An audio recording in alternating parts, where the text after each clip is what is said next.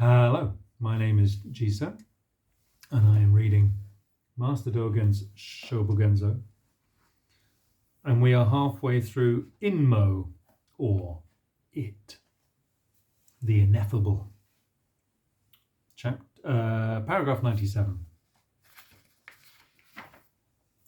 The 33rd Patriarch, Zen Master Daikan, before having his head shaved, is lodging at Hosshoji Temple in Koshu. Two monks there are having a discussion. One monk says the flag is moving. The other monk says the wind is moving. As the discussion goes endlessly back and forth like this, the 6th Patriarch says, "It is beyond the wind moving and beyond the flag moving. You are the mind moving." Hearing this, the two monks are instantly convinced. These two monks had come from India. With these words then, the 6th Patriarch is saying that the wind and the flag and the moving all exist as the mind. Even today, although people hear the 6th Patriarch's words, they do not know the 6th Patriarch's words. Even today, although people hear the 6th Patriarch's words, they do not know the 6th Patriarch's words. How much less could they express the 6th Patriarch's expression of the truth? Why do I say so? Because hearing the words, "you are the mind moving," to say that you are the mind moving just means your minds are moving, is not to see the 6th Patriarch, is not to know the 6th Patriarch, and is not to be the Dharma descendants of the 6th Patriarch. Now, as the children and grandchildren of the 6th Patriarch, speaking the truth of the 6th Patriarch, speaking with the physical body, hair and skin of the 6th Patriarch, we should say as follows: the words, "you are the mind moving," are fine as they are, but we could also express it as "you are moving." Why do we say so? Because what is moving, and because you are you. We say so because you already are people who are it. In the former days of the 6th Patriarch is a woodman in Shinshu.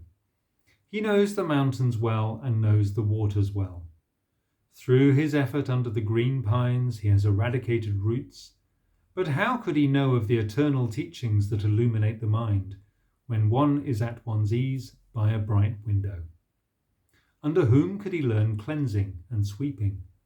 In the marketplace he hears a sutra. This is not something that he himself has expected, nor is it at the encouragement of anyone else. Having lost his father as a child, he has grown up looking after his mother, never knowing that in his woodman's coat lies hidden a pearl that will light up the cosmos. Suddenly illuminated by the Diamond Sutra, he leaves his old mother and goes in search of a counselor.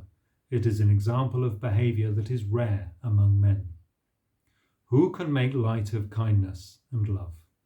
But attaching weight to the Dharma, he makes light of his debt and debt of gratitude, and so is able to abandon it. This is just the truth of those who have wisdom, if they hear the Dharma, are able to believe and understand it at once. This wisdom is neither learned from other people nor established by oneself.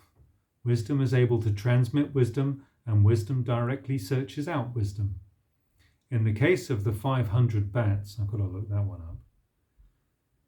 Seiki-ki tells the tale of a merchant who, passing near the southern seas, stayed the night at the foot of a big withered tree. He lit a fire because it was cold and began to read the Abhidharma commentaries. The fire set light to the tree, but 500 bats inside the tree chose to burn to death rather than to miss hearing the reading of the Abhidharma.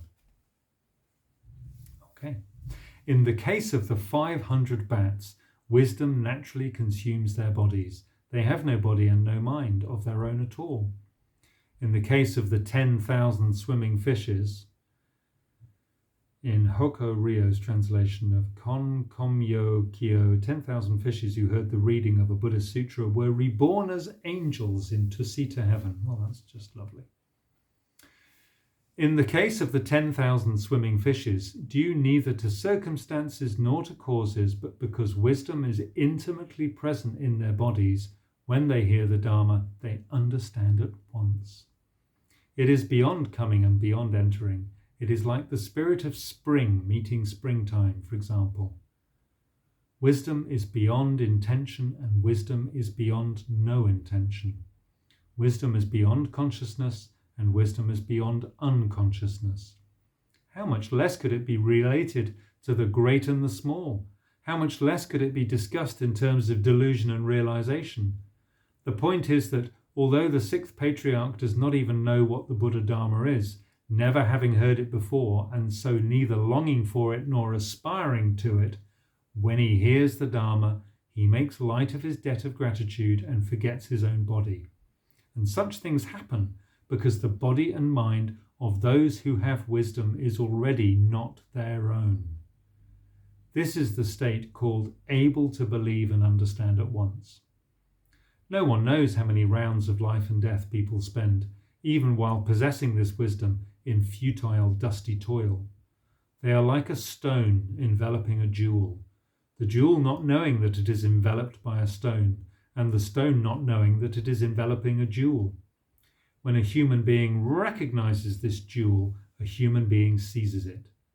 This is neither something that the jewel is expecting nor something that the stone is awaiting. It does not require knowledge from the stone, and it is beyond thinking by the jewel. In other words, a human being and wisdom do not know each other, but it seems that the truth is unfailingly discerned by wisdom. There are the words, "Those who are without wisdom doubt, thus losing it forever." Wisdom is not necessarily related to having, and wisdom is not necessarily related to being without.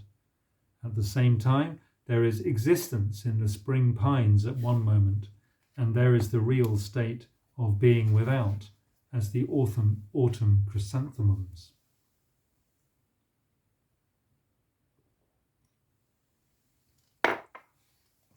At the moment of this wisdom as being without, the whole truth of Sambodhi becomes doubt, and all dharmas are doubt. And at this moment, to lose forever is just to act. Words that should be heard and dharma that should be experienced are totally doubt. The entire world, which is not me, has no hidden place. It is a single iron track, which is not anyone, for 10,000 miles. While in this way twigs bud, in the Buddha lands of the 10 directions, there only exists the one vehicle Dharma. And while in this way leaves fall, the Dharma abides in its place in the Dharma, and the form of the world is constantly abiding. Because this already exists as the matter which is it exists in having wisdom and in being without wisdom, and it exists as the face of the sun and as the face of the moon. Because he is a person who is it, the sixth patriarch is illuminated. Consequently, he goes directly to Obaizan mountain and prostrates himself to Zen master Daiman, who lodges him in the servants' hall. He pounds rice through the night for 8 short months. Then once, late in the night, Daiman himself secretly enters the pounding room and asks the sixth patriarch, "Is the rice white yet or not?" The sixth patriarch says, "It is white, but not yet sifted." Daiman pounds the mortar 3 times, and the sixth patriarch sifts the rice in the winnowing basket 3 times. This is said to be the time when the state of truth becomes consonant between master and disciple. They do not know it themselves, and it is beyond the understanding of others, but the transmission of the Dharma and the transmission of the robe are just at that exact moment. Great Master Musai of Nangaku-san Mountain on one occasion is asked by Yaku-san, "The 3 vehicles and the 12 divisions of the teaching I roughly know, but I have heard that in the south there is direct pointing at the human mind, realizing the nature and becoming Buddha. Frankly, I have not clarified this yet. I beg you, Master, out of compassion, to teach me." This is Yakusan's question. Yakusan in the past had been a lecturer. He had thoroughly understood the meaning of the 3 vehicles and the 12 divisions of the teaching, so it seems there was no Buddha Dharma at all that was unclear to him. In those days, different sects were never established. Just to clarify, the three vehicles and the 12 divisions of the teaching was accepted as the customary way of learning the teaching. That many people today, out of stupidity, individually establish principles and suppose the Buddha Dharma is not the legitimate standard in Buddhism. The Great Master says, to be like that is impossible. Not to be like that is impossible. To be like this or that, to be like that is altogether impossible. What do you make of it? These are the words spoken by the Great Master for Yakusan.